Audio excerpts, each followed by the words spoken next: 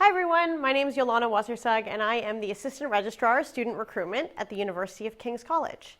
Every year, professors from King's travel all across the country to meet with future students and give them a sense of what it's like to come here to King's to study. But we know that not all of you were able to come to our open house in October or meet us in Vancouver or Calgary or Ottawa or Toronto this November. So for all of you who missed it, this video is a little taste of what our lecture tour is all about. Here at King's, there are 4 types of undergraduate degrees that you can pursue. We offer Bachelor of Arts programs, Bachelor of Science programs, Bachelor of Music programs, and we're known for being one of the best Bachelor of Journalism honors programs in the country. You can learn more about all of those programs on our website, and you can also read more about the special connection that King's has with our partner school, Dalhousie University, and the way that we offer many of those programs in partnership with them. But the journalism school is really special, and so if you keep watching this video, in just a little while you'll get to meet Tim Currie, the director of the journalism program, to tell you why it's one of the best journalism programs in the entire country. You'll hear more from him about the practical hands-on skills that our journalism students are learning about. And the other thing that we're very proud of at King's is the Foundation Year program. We sometimes call it FYP for short, FYP. Foundation Year program is a totally different way of doing the first year of your degree. Instead of taking a random smattering of first-year classes, Foundation Year program students are all studying together, learning the same great books and ideas, and thinking about how those ideas shaped our current world. You'll learn a lot more about the Foundation Year program if you start snooping around on our website. Visit ukings.ca/future students for more. But one of the really cool things about FYP, the Foundation Year program, is that no matter what you're interested in, whether you are arts-focused, whether you love sciences, whether you love music or journalism, you can start your degree with everyone else at King's doing the Foundation Year program together. This program is all about learning in community.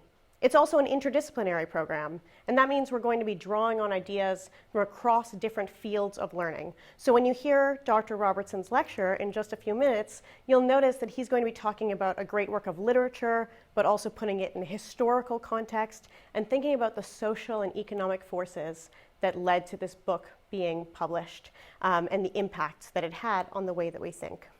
So, Foundation Year program is taught in community, with our students learning together and bouncing ideas off of each other. And I'll let Dr. Robertson say more about how that program is structured and why it's so awesome. And then we'll turn it over to Tim Currie to tell you more about the journalism school and everything that happens there. So without further ado, I'm going to turn it over to Dr. Robertson, who will be speaking today about Jane Austen's novel, Northanger Abbey. Thanks. Hello, my name's Neil Robertson. I'm the director of the Foundation Year program. In the Foundation Year program, we educate ourselves in really 3 different ways. The first way is by reading the text that we read together, and perhaps that's the most important way that we educate ourselves. The second way is through lectures that we engage in, where a lecturer helps to open up the text. This is not the final word on whatever book we're reading. It's really a kind of first word to allow us into the text and begin to explore it for ourselves. And then the third, and perhaps the most important way, is in our tutorials, where students have an opportunity with a tutor, a full-time faculty member, to explore that text and delve into it and ask questions of it. And in this talk, I'm hoping that we can kind of do all 3 of those at the same time, though I realize that for those who are looking at this from a distance, it may be just a hope rather than something that can actually be realized in terms of the tutorial moment. But we're going to have a chance to look at some of the text, read that together, and as well we'll have a chance to hear some words from me about where I think that text is coming from. And then finally, I might open things up at various points, at least to some questions that you might be able to think about as we're going along. The topic before us is hoaxes and truth-telling, how Jane Austen can help us distinguish the real from the fake in the modern age. And Jane Austen, 1775 to 1817, was a woman who is most famous, of course, for her novels. And it is her as a novelist that we're going to be exploring this evening. Somebody has said about Jane Austen that of all the great novelists, she is that one who is hardest to catch in the act of her greatness. And I'm hoping that this evening we can catch a glimpse of those acts of greatness, because the novel, in a way, was novel in Jane Austen's own time. It was a kind of literature that was emerging in the 18th century. And there's a way in which it doesn't seem to conform to the kinds of literature that were from a more distant time, a kind of epic or poetic or dramatic kind of literature. The literature of heroes and of gods and the kind of great acts that are going on. It seems that the novel can be about the ordinary, the everyday. And so there's a kind of question about whether this new kind of literature is a place of great art. And I'm hoping that one of the things we can discover is that in a new and distinctively modern way, it is a kind of place of great art. Now, Jane Austen was born to a clergyman, and she lived in many ways a kind of sheltered life. The world that she was part of was the English gentry, and here, in a way, is captured the sense of Jane Austen's presence in English literature. This is the £10 note. I believe it was put out in 2013. And we can see the words on the £10 note. I declare, after all, there is no enjoyment like reading. And this sounds like a lovely motto to have on your £10 note, something to encourage reading. But unfortunately, I suspect that the people who contrived this £10 note might not have read these words in their context. And this is the nature of Jane Austen's literature. These words are actually spoken by a woman who has no interest in reading whatsoever. What she's in fact trying to do is get a hold of the interest of the hero of Pride and Prejudice to inveigle him into her plans. And this is the nature of Jane Austen all the time, a kind of subtle irony that is at work. Jane Austen grew up and was part of 18th century England. This is a map of Bath, which is going to be a city that's going to be very important for the novel, but it was also part of Jane Austen's own life. As I mentioned, she was a member of the gentry, which is to say that she lived a life in which the kind of ordinary work of the working classes was not part of that, but she lived very much on the margins, and after her father's death, the family was really in quite desperate straits in terms of maintaining the life that they had been brought up in. And of course, England at this time is engaging in the world in all sorts of ways, many of which are deeply disturbing to us today. The British Empire had been growing over the last number of centuries, and colonies and forms of imperialism, the growth of slavery. The slave trade was in full swing during Jane Austen's life. This was an era in which enormous events were happening throughout the world, and particularly in Europe as well. And here we can see a map of Europe at this time. And it is the era of the French Revolution. It's the era of the Napoleonic Wars, a kind of period of enormous cataclysm. In fact, in the foundation year program, when we are doing a work like Jane Austen's, she is a kind of hinge figure. We have divided the program into 6 sections: the ancient, the medieval, the Renaissance and Reformation, the Age of Reason, section 4, which is the 17th and 18th centuries, the era of revolutions, really the 19th and the beginning of the 20th century, and then the contemporary period. And as you can see, Jane Austen would figure really right at that change between the Age of Reason and the era of revolutions. And the great revolution that marked this period was the French Revolution and the enormous violence, the terror, and then the cataclysmic wars that arose from it during the Napoleonic period. All of that, in a way, culminating in 1815 in the Battle of Waterloo and Wellington's victory. All of these enormous events, in the end, do not appear at all in Jane Austen's novels. Or if they do, they are on the periphery. What we see instead in Jane Austen's novels is a kind of world of gentle order. And here we have an image from Thomas Gainsborough, Robert Andrews and his wife, landed estate. We can see the wealth of the English countryside, the easy order that seems to be present in it. And yet, underneath all of this order, there are enormous shifts and changes at work. And those shifts and changes are crucial to the whole way in which Jane Austen's world takes place. And the change that I especially want us to think about is what I think of as really the most fundamental change that happened in a way in European history, and particularly happened in the 18th century. And that's the development of a kind of new world, which we can call society. And you might think, okay, well, there's always been societies. There's ancient Greek society, there's African societies of various sorts, there's Egyptian society, there's any number of different societies that we can speak about.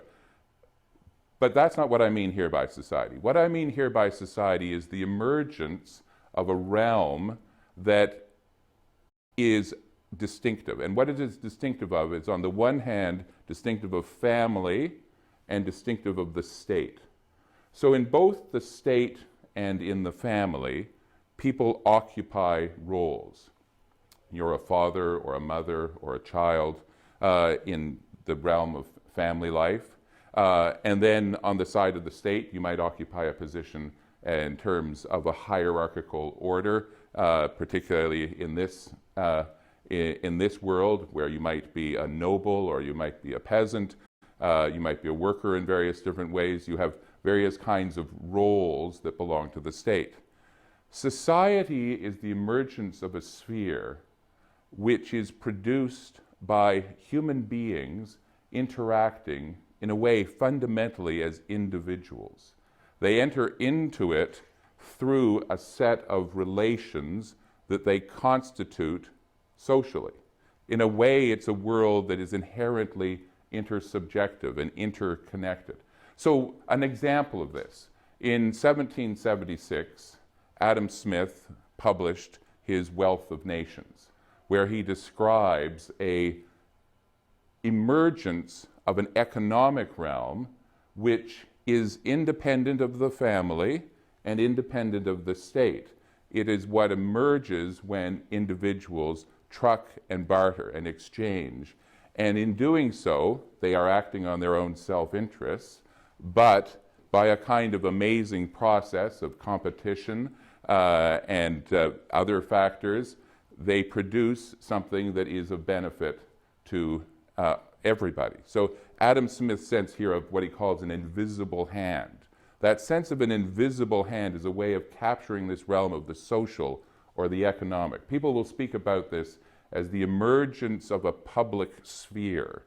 That's to say that the emergence of a space that people enter into by participating as individuals, where it is not primarily that you're speaking from the standpoint of this or that position, but rather making arguments, developing standpoints so that the best argument or the best evidence is what determines things. Another way of speaking about this emergence of a kind of public sphere is the emergence of public opinion, which again is something that starts to take place. This is the sense in which you're having a self-governing and self-ordering social life. And precisely at this time, we start having social sciences emerging for the first time, and we start having the emergence of organs and institutions, such as the newspapers, which are a way in which precisely the social, the public life can articulate and form itself. This whole sense of the social that I'm trying to get at, this sense of a kind of public space where people exist, you might say, not in a settled form, but through a series of interactions and interchanges which might be economic, but equally they might be argumentative, or they may be through social discourse and social interaction. And Jane Austen's world, the world of a kind of genteel society, is very much formed in this way. And this social world is a place which has its own rules. And one of the things that starts to happen at this time is that people start to need to know how to interact and how to comport themselves in this new social life. So one of the things that starts to emerge are forms of literature to help people do this. So the first part of the text we're going to be reading, Northanger Abbey, which was Jane Austen's first work that she started writing on. She was really working on it when she was about 17 years old, and the heroine of this novel is a 17-year-old. So in many ways, facing a world at a similar stage to many of the people who are coming to the foundation year program for the first time, and looking to try and find herself in this social world. And one of the things that the novels of this time do is try to help with that. And these are called conduct novels. And Northanger Abbey is divided into two parts. The first part is very much a kind of conduct novel. It's a novel about how this young woman is conducting herself, and in doing so, fulfilling or not fulfilling the requirements of this social order, and above all, the requirement to maintain her good reputation. And equally, there are going to be those in this world who want to sully or make use of or manipulate others precisely for their own ends in this social world. So this is very much a part of what this novel is going to start out with. How do you make your way in this new rising social life? A life that I think we are all too aware of ourselves, insofar as social media has really become a kind of fundamental aspect of our lives, and how you comport yourself there is just as much a challenge today as how one did it in the smaller world that Jane Austen and her heroine Catherine Morland face at the beginning of the 19th century. So the first part of Northanger Abbey, the novel we're going to be looking at, is a conduct novel. The second part of Northanger Abbey is a kind of form of novel that's written in protest against that, a Gothic novel.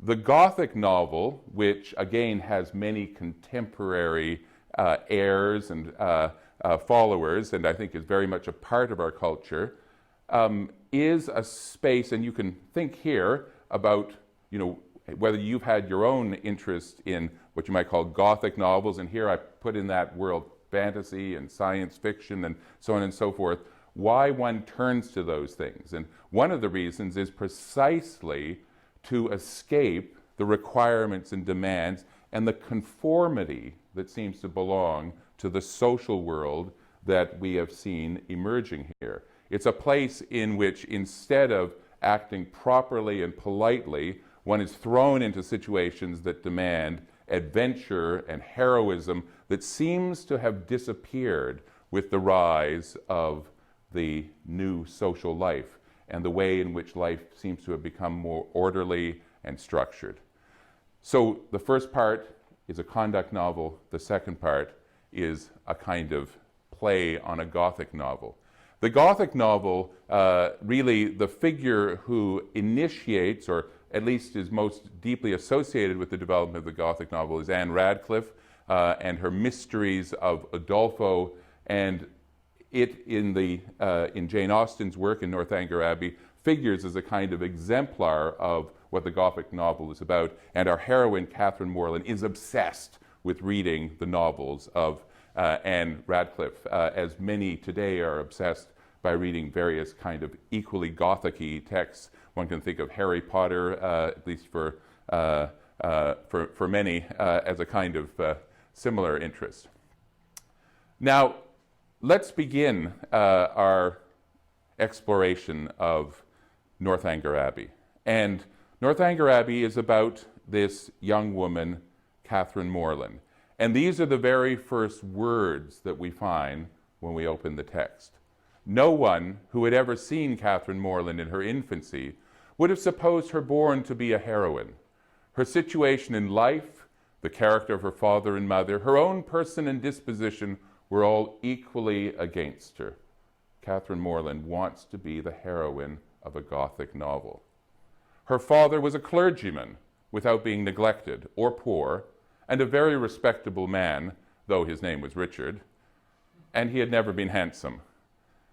He had a considerable independence, which is to say that he was well off, besides 2 good livings, and he was not in the least addicted to locking up his daughters.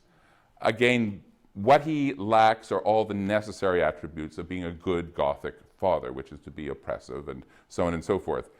In short, he seems to be a well-adjusted and kind and loving father, a disaster for Catherine. Her mother was a woman of useful, plain sense, with a good temper, and what is more remarkable, with a good constitution. Again, a disaster. If you're going to have a proper Gothic novel, Gothic mother, she needs to be sickly and enclosed and so on and so forth. So we have, unfortunately, some healthy, well-adjusted parents. An unmitigated disaster for poor Catherine Morland. And Catherine Morland grows up in this unhappily healthy and well-adjusted world. Such was Catherine Morland at 10. At 15, appearances were mending. She began to curl her hair and long for balls. Her complexion improved. Her features were softened by plumpness and color. Her eyes gained more animation and her figure more consequence. Her love of dirt gave way to an inclination for finery, and she grew clean as she grew smart. She had now the pleasure of sometimes hearing her father and mother remark on her personal improvement. Catherine grows quite a good-looking girl.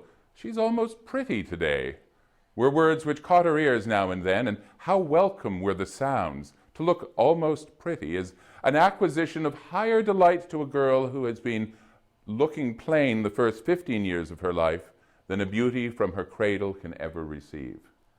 Now, right away, you can see the challenge of this text. It seems to be telling us nothing interesting. This seems to be about an ordinary young woman whose parents are ordinary, and it seems to be just telling us a set of facts. It seems to be simply a kind of reporting on ordinary life. Why is this of any interest to us at all? But you can see also that the text has a play in it.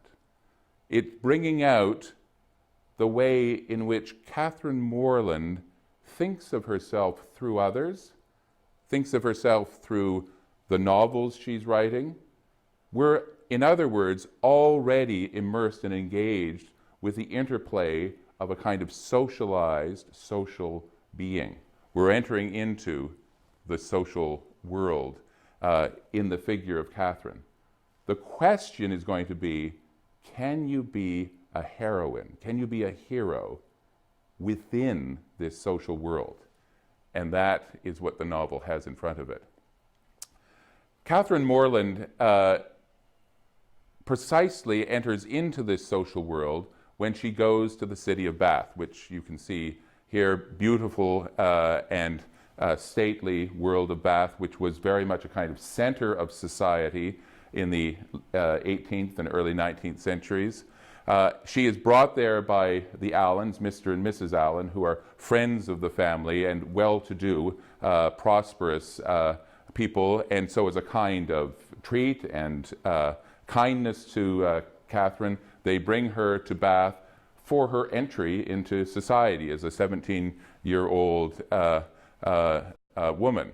And I just wanted to give you evidence that Bath does actually have a bath in it. And these are the pump rooms as well, all part of the world that Catherine Morland is entering into. And In the novel, in this first part of the novel particularly, there are two groups of friends that are crucial to the plot.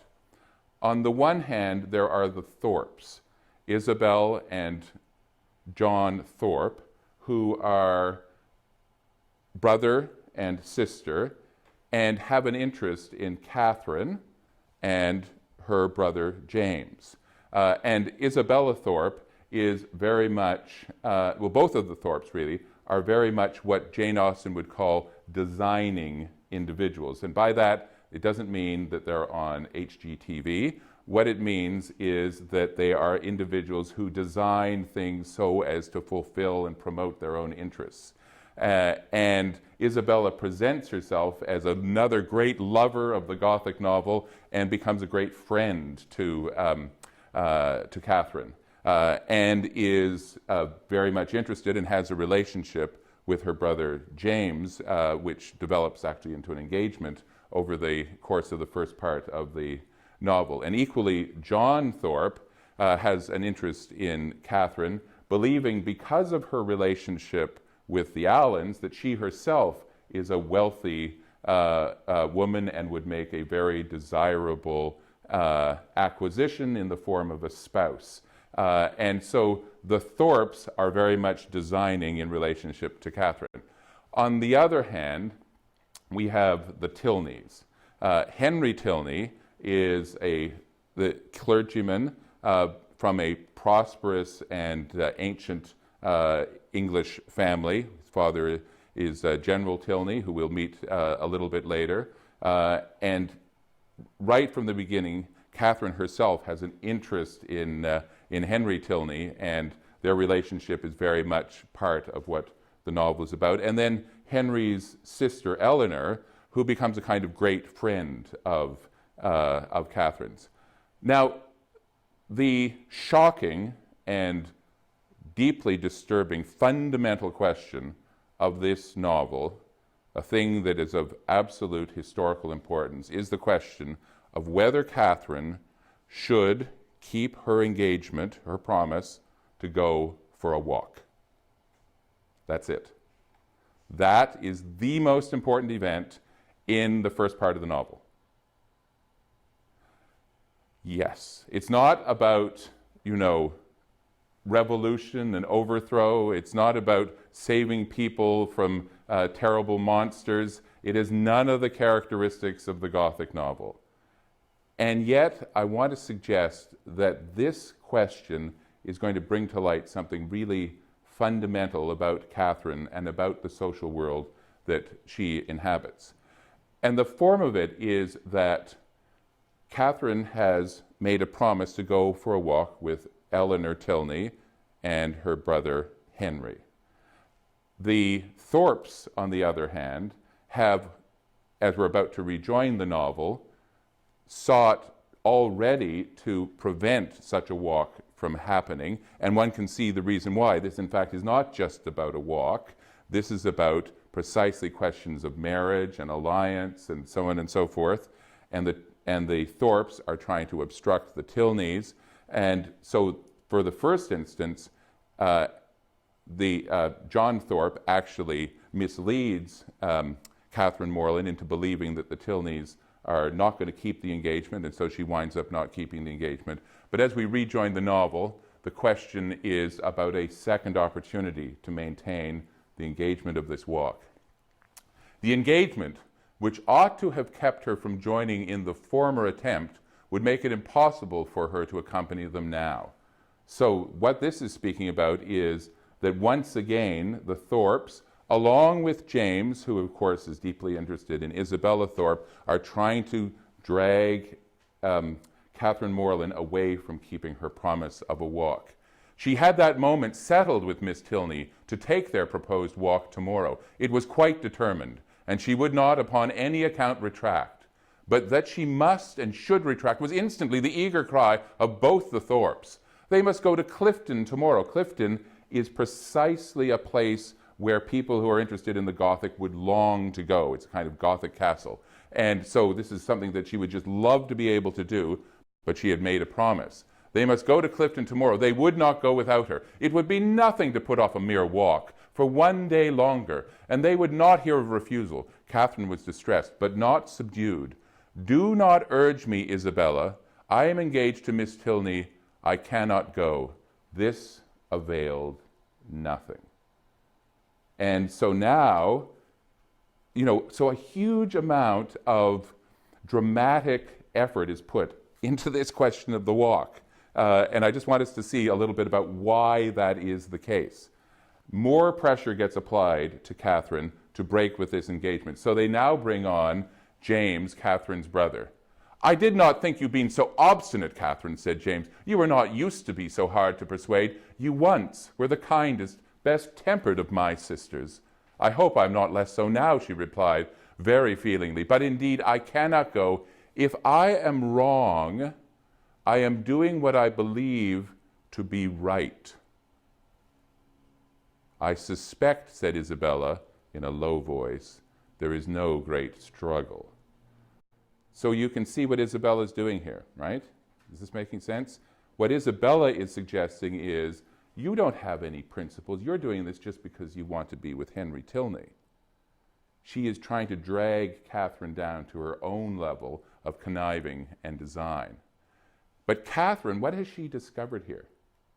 What has she pointed us towards? If I am wrong, I am doing what I believe to be right. She's trying to find a certain kind of space where you can make this determination about what is right and what is wrong. It turns out that John Thorpe has already prevented or sought to prevent Catherine from going on the walk without even speaking to her by telling the Tilneys that Catherine is otherwise engaged. And so they have actually gone on to go back home. And so what began as an effort to persuade now becomes an effort to entrap. But Catherine says to them, then I will go after them, said Catherine. Wherever they are, I will go after them. It does not signify talking. So she is, one of the measures of a person's character is what they're willing to be made a fool for.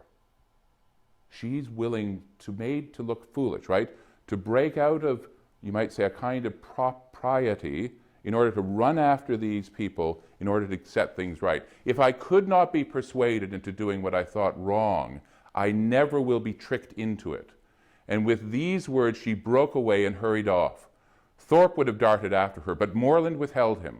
Let her go if she will go. She is as obstinate as... Thorpe never finished the simile, for it could hardly have been a proper one. So what's going on in this seemingly absolutely insignificant incident? What is at work here? Catherine Morland is having to find a center in herself that is deeper and more profound than all the efforts of social design and manipulation. She's having to find a kind of moral integrity. One of the things I think is absolutely fundamental to the emergence of the novel at this time is what I want to call the emergence of moral personality, It's certainly the case that many of us are going to go through life without having to enter into the underworld or fight a monster or a dragon. Many of us will not face great terrors, but each and every one of us will undoubtedly face this kind of a question, which is, who are we and who decides who we are? This is a novel about novels.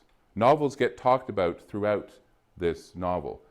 It's also, in a way, a novel about writing and reading. Not only are we writing and reading books, but we're writing and reading one another. There's a way in which the question is, who is writing Catherine Morland's story? And various people are trying to, you might say, inscribe their stories upon her. And she is having to, as a 17-year-old woman, find her own voice here, right? Find her own voice here. That, in a way, is the fundamental issue. There are many other wonderful things that we could talk about in the beginning of Northanger Abbey and all sorts of wonderful passages. But let's move on to the second part. The second part of Northanger Abbey is, as I suggested, really the kind of Gothic novel part. And it takes place because General Tilney, the father of Henry and Eleanor, has, through John Thorpe, developed the idea that Catherine Morland is a wealthy woman who would be a welcome contribution to his family.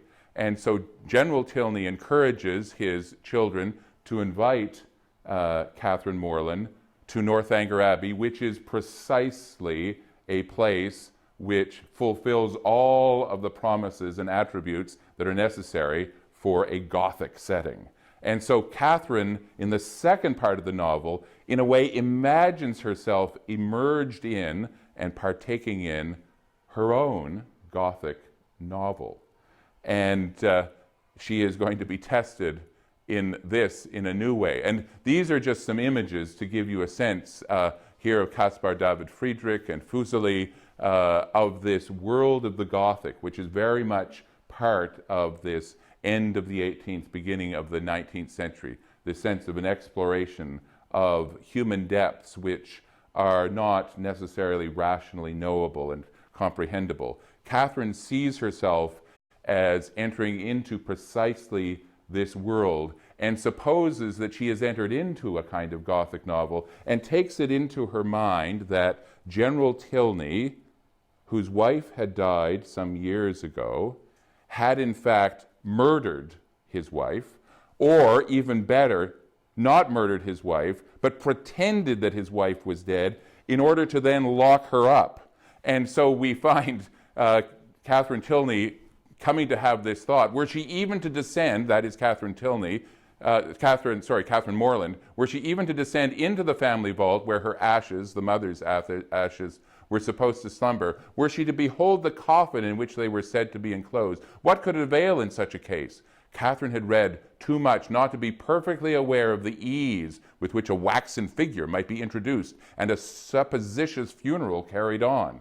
Right? So we've entered into a world in which no evidence is going to be sufficient to dislodge her from the belief that she's partaking in a horrible, terrible Gothic world in which General Tilney is a kind of monster, a sort of vampire of sorts, who has sought to either murder or perhaps lock up his wife. And so, to finally confirm all of this, Catherine Tilney decides to go into the bedroom of the deceased wife of General Tilney, the mother of Henry and Eleanor, in order to finally gain proof. And so this is the kind of moment where she goes in, and unfortunately, at this very moment, the person whose estimation is of such great importance to her, Henry Tilney, discovers her. If I understand you rightly, you had formed a surmise of such horror as I have hardly words to. Dear Miss Morland, consider the dreadful nature of the suspicions you have entertained. What have you been judging from? Remember the country and age in which we live. Remember that we are English, that we are Christians. Consult your own understanding, your own sense of the probable, your own observation of what is passing around you. Does our education prepare us for such atrocities? Do our laws connive at them? Could they be perpetrated without being known in a country like this, where social and literary intercourse is on such a footing, where every man is surrounded by a neighborhood of voluntary spies, and where roads and newspapers lay everything open? Dear Miss Morland, what ideas have you been admitting? They had reached the end of the gallery, and with tears of shame, she ran off to her own room. What is Henry Tilney saying? But that we, that is to say, the world of Jane Austen, the world of Catherine Morland, is a world of society, of public sphere, in which everything is disclosed and people live ordinary, orderly lives, in which Gothic novels do not actually happen. She has been possessed of a kind of terrible fantasy, and she has been utterly humiliated. The opening sentence of the next chapter is, "The romance was dead." Catherine Morland's world has crashed in upon her. But worse than this, General Tilney goes away and discovers that Catherine Morland is not the well-to-do woman that he thought that she was, and comes back and dismisses her from his household, leaving her to get her own way home without even providing any means for this. She has to borrow money from her friend Eleanor in order to go home. She is utterly disgraced and humiliated. Her world has been destroyed. But that's not where the novel leaves us. When she is back in her family, Henry Tilney comes and remarkably proposes marriage. She was assured of his affection, and that heart in return was solicited, which perhaps they pretty equally knew was already his own. For though Henry was now sincerely attached to her, though he felt delighted in all the excellencies of her character, and truly loved her society, I must confess that his affection originated in nothing better than gratitude, or in other words, that a persuasion of her partiality for him had been the only cause of giving her a serious thought. It is a new circumstance in romance, I acknowledge, and dreadfully derogatory of a heroine's dignity, but if it be as new in common life, the credit of a wild imagination will at least be all my own. There we have Jane Austen's voice. But what is she saying? What is she saying? What she's indicating is that Henry Tilney became attracted to her, became interested in her, not because she was an object of his love, not because she was an object, not an object of beauty or an object of wealth or an object of social advancement, but because she became interested in him. She was a subject. One of the things that begins to emerge at this time is what we can call the development of a companionate relationship, a companionate marriage, in which the individuals love one another, but that love needs to crucially be distilled and configured on a kind of respect for the other as a subject. And that sense of respect and love mixed together is the very basis of the social world that, the social life that Jane Austen is pointing to. But there's a crucial moment that shows us just a little bit more of what Jane Austen is indicating. Henry Tilney had to have, before he came and offered his hand, had to have a conversation with his father, and it was no easy conversation. The conversation between them, General Tilney and Henry Tilney at Northanger Abbey, had been of the most unfriendly kind. Henry's indignation on hearing how Catherine had been treated, on comprehending his father's views and being ordered to acquiesce in them, had been open and bold.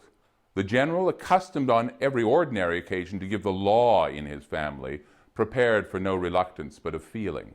No opposing desire that should dare to clothe itself in words could ill brook the opposition of his son, steady as the sanction of reason and the dictate of conscience could make it. But in such a cause, his anger, though it must shock, could not intimidate Henry, who was sustained in his purpose by a conviction of its justice.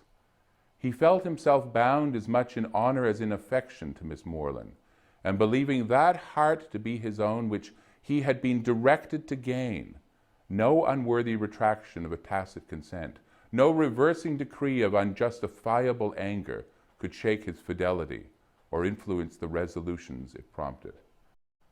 So what's going on here? Why is Jane Austen telling us this?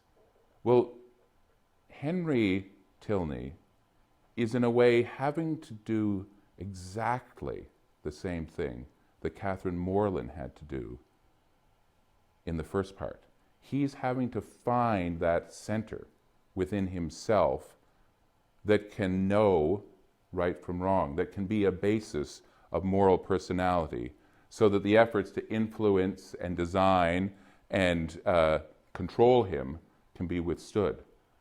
And so we see here just perfectly realize this sense of the companionate relationship, the companionate marriage that Jane Austen is bringing to light, as these two beautiful moral personalities are able at the same time to find a kind of wonderful love and society with one another that mixes justice and affection together. To begin perfect happiness at the respective ages of 26 and 18 is to do pretty well. And professing myself, moreover, convinced that the general's unjust interference, so far from being really injurious to their felicity, was perhaps rather conducive to it, right? By exposing their moral depths, by improving their knowledge of each other and adding strength to their attachment, I leave it to be settled by whomsoever it may concern, whether the tendency of this work be altogether to recommend parental tyranny or reward filial disobedience. And so ends Northanger Abbey. Thank you.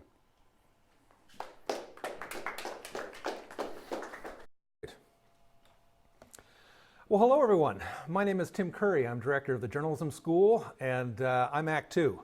And Act 2 is always shorter, I promise you that. So you might be asking, you might be saying, okay, Currie, so how exactly are you going to relate the era of fake news with Jane Austen's Northanger Abbey? And that would be a pretty good question.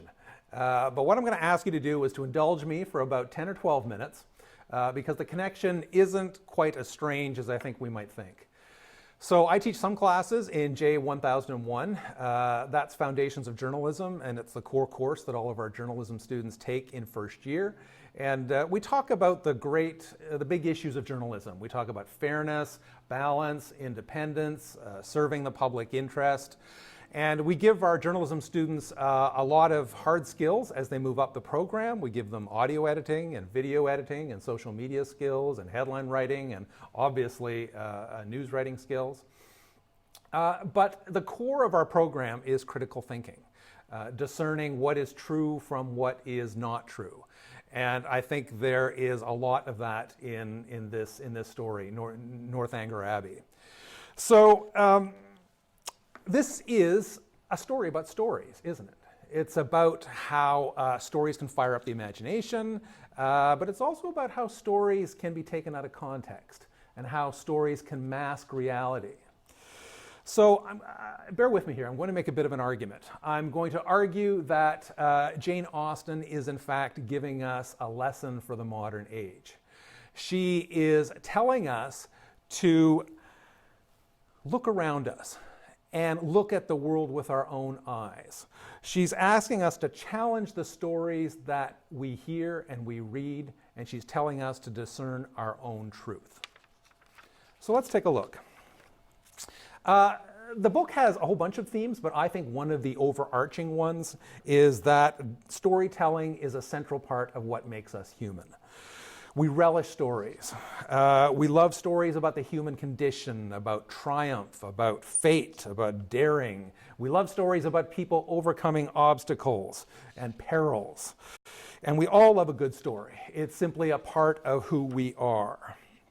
And on some level, all of the characters in Northanger Abbey are storytellers in some way. So we've got John Thorpe, and he's a pompous, vain dolt, isn't he? And Catherine, she doesn't really know what to do with this guy because he seems to be deliberately trying to keep her off balance. John Thorpe will say one thing, then he'll say something completely the opposite, and then he'll say, you know that first thing I said? Oh, I didn't really mean it. And he sounds a bit like somebody we know of, perhaps a world leader, yes. He's a little bit Trumpian in his makeup. He's self-serving and he's untrustworthy.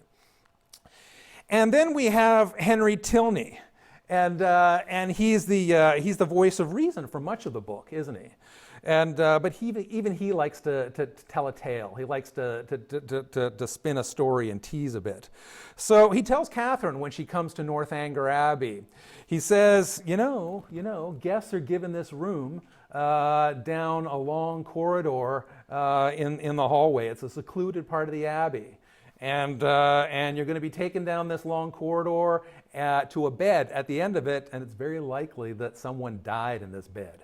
And by the way, you're going to be taken there by this eerie housekeeper of ours, Dorothy. Just so you know, just giving you a heads up that you're good with this, right? Do you have the nerves? And of course, Catherine, she says, "Oh yes, absolutely, right." And she loves the stories. And she and Isabella have read all of the latest fiction.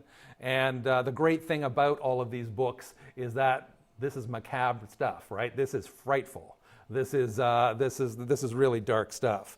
And they've both read this book called The Mysteries of Adolfo, as Neil mentioned, by Anne Radcliffe. And we understand that now as part of the canon of Gothic literature. And it was a very popular book at the time. So The Castle of Adolfo is about a young woman who is orphaned by the death of her father. And she ends up moving in with this uncaring aunt who hooks up with this Italian guy who takes the whole family to this creepy castle of Adolfo. And strange occurrences happen there.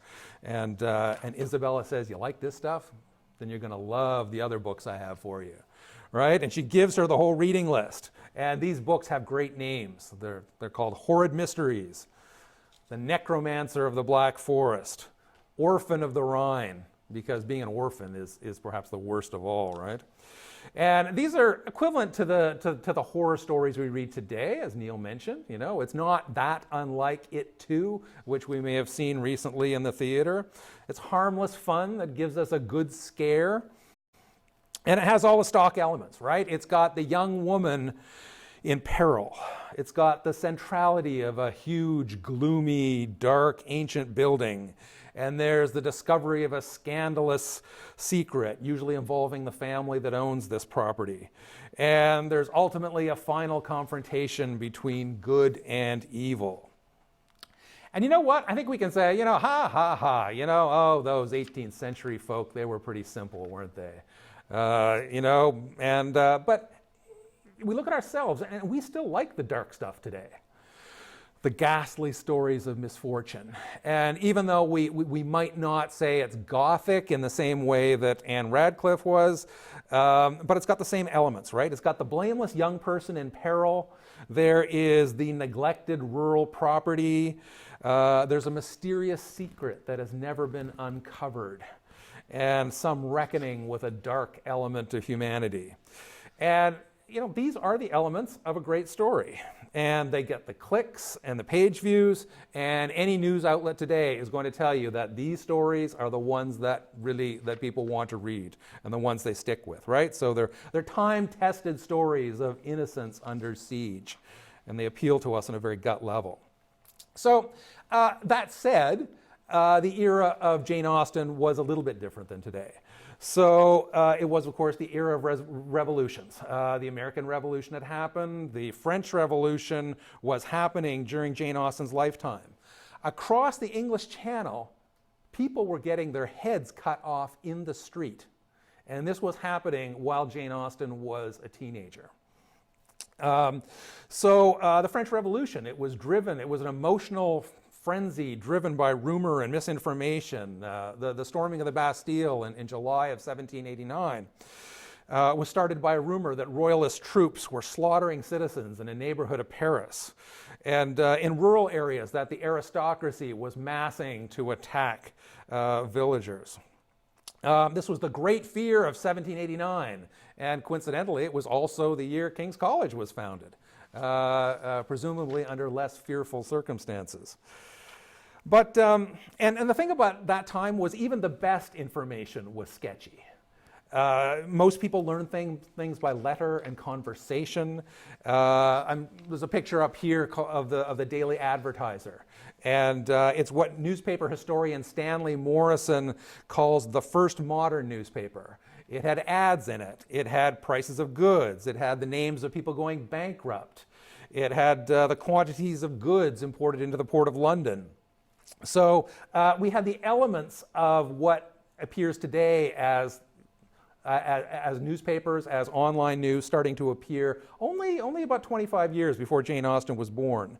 So the Times of London began in 1785, and it was actually called the Times of London 3 years later in 1788. Science periodicals were starting to emerge, but newspapers at the time were aligned along partisan political and economic interests. So the idea of independence and impartiality, those elements were going to come later. And today, of course, we have access much more quickly to information, and not many of us are getting beheaded in the streets. But the tenor of our times wasn't that unlike the tenor of Jane Austen's times. There is uncertainty and fear today. There's an anxiety that our democratic and our political institutions are precarious, and that we've somehow messed up our environment. And we're agitated, right? And we're worried that our world is in decline. And that anxiety spreads to a personal level, because we're all worried about money these days. We're worried about our health. We're worried about the environment. And there's a bill coming for university, right? We're worried about that. And then and it never seems to end, right? And we seem like we can never, ever seem to get ahead. And we feel under pressure, and we feel that we can't cope. And there's got to be a reason, right? There's got to be a reason for this, because it's so hard to keep on top of what's going on. It's so hard to keep on top of the news. And every time we check our Facebook and our Instagram, there's always news stories from different places in our feeds. And the simple answers sometimes seem to be the easiest to believe. And the stories we keep reading, I don't know, maybe they're true. Maybe there are forces working against us. Maybe someone is keeping us down, and maybe those people, they're different from us. Maybe they're not real Canadians. And all of this breeds distrust, and it breeds disengagement, and it breeds a sense of helplessness, that nothing can be done. And we all may think, we're good at judging lies, because the John Thorpes around us are pretty obvious, and we can tell the deceitful characters among us. But then we get on social media, and sometimes the source of information is pretty hard to make out. And our social media feeds are constantly displaying sources of sponsored information. And then there's our weird Uncle Jerry who keeps sharing this stuff, and who knows where that came from.